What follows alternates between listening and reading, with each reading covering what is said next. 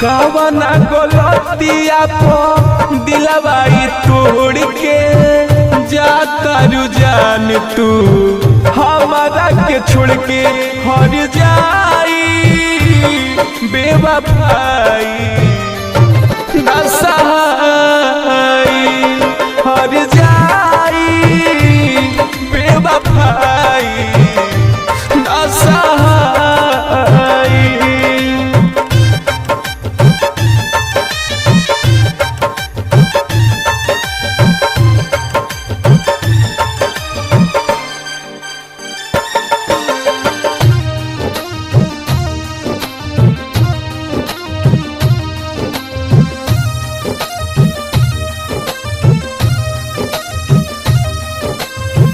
हमारा के छोड़ी जदी तू चल जाइबू याद बोल दिलवा से कोई से भूलइबू कोई से भूलइबू।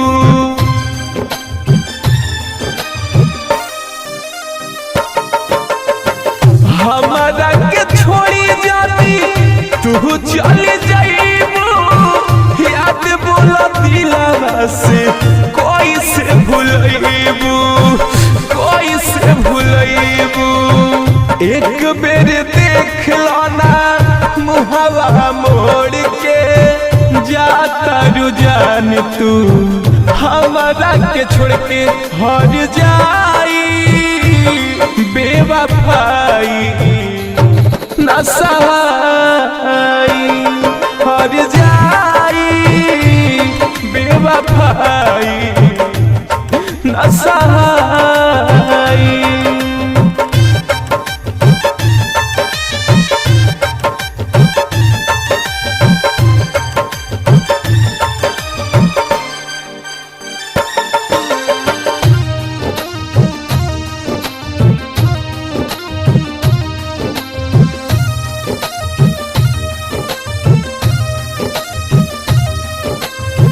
तू ही बारू जिंदगी सुना तू ही अरमान हो रन जन रंगीला के लेके जई जान हो लेके जई जान हो।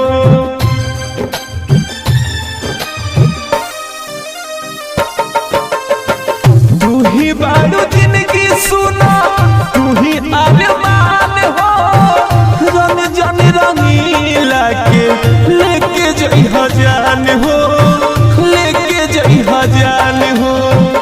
माहिर मुकेश नहीं लागी कौन और के जाता रुझान तू हमारा के छोड़ के हर जाई बेवफाई ना सहाई हर जाई बेवफाई ना सहाई।